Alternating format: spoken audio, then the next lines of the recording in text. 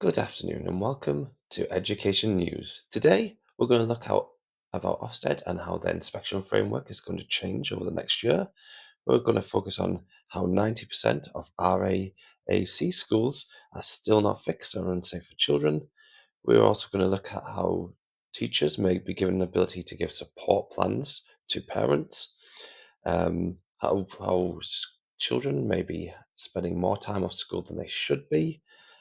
We're also going to focus on teachers being able to work from home and the VAT being added to private school payments.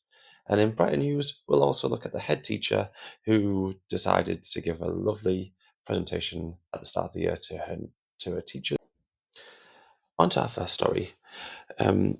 After the death of Ruth Perry, the head teacher at school, MPs will now focus on asking questions to Chief Inspector Sir Martin Oliver this coming week, raising concerns about how inspections go in Ofsted. There is a suggestion that inspections from Ofsted will now focus more on children inclusion of children from SEND, and that there will be 10 new criteria for teachers to hit with a sliding scale between exemplary and causing concern. However, these results will not be published as a one-word result for the school, but will be looked at as more of a report card.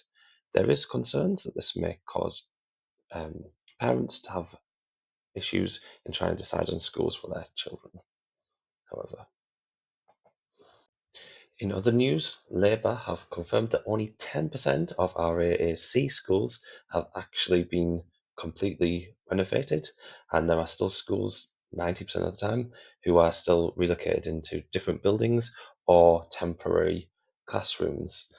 At the moment, there is a suggestion that only 30 out of the 207 schools have actually been fixed.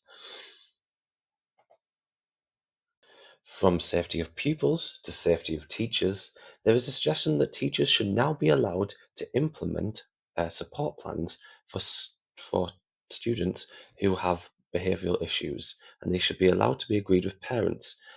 In addition, there is a suggestion that governments, especially the Tony Blair committee, have just said that teachers should actually be able to implement fines should these conditions not be met. I wonder how you would feel as a teacher, first and foremost, with children as children's behaviour gets worse, or as a parent, if you feel like you would be implemented with fine depending on your child's behaviour. In other news, since the pandemic, there appears to be more of an attendance problem at schools, with suggestions that people that work from home are more likely to give their child a day off on a Friday, according to The Independent, and the BBC suggests that 20% of children are missing too much school. How would you feel? Would you keep your child off on a Friday? Do you think they would be educated better at home? Talking about working from home, Labour have suggested that teachers should have the choice of more flexible working, including the idea of working from home for specific things such as planning time and other PPA hours. There is a suggestion that schools should give them time that's in chunks so that they may spend more time at home and away from the classroom. But how would you feel? Is teaching a job that you can do from home, or does it need to be in the classroom?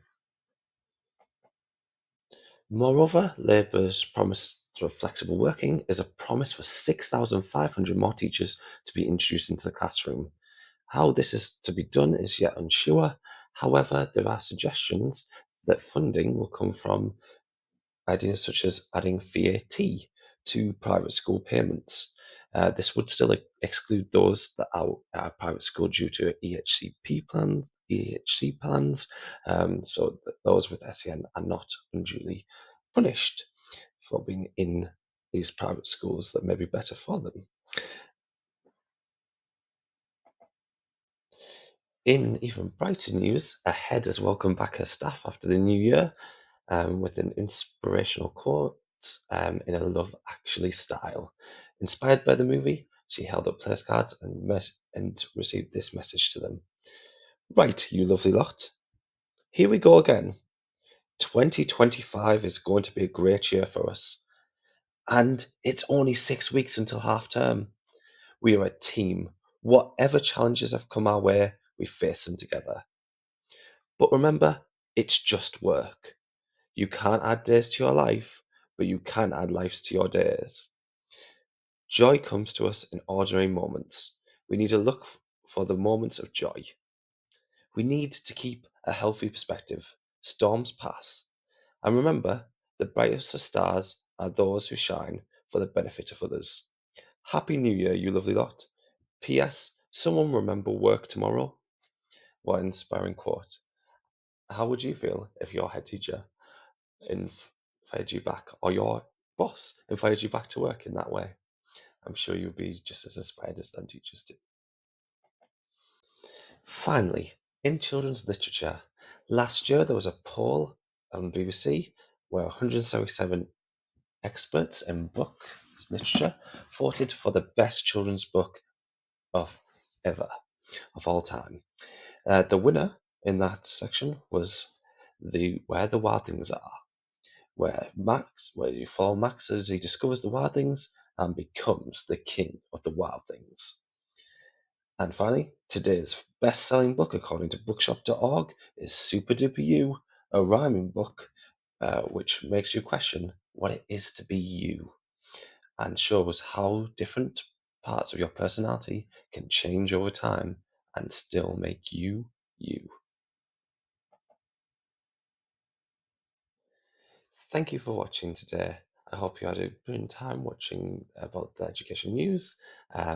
Any further information has been included in the section below with links to all of the articles that I've referenced today. If you enjoyed, please subscribe, like, and ring that notification bell. Thank you.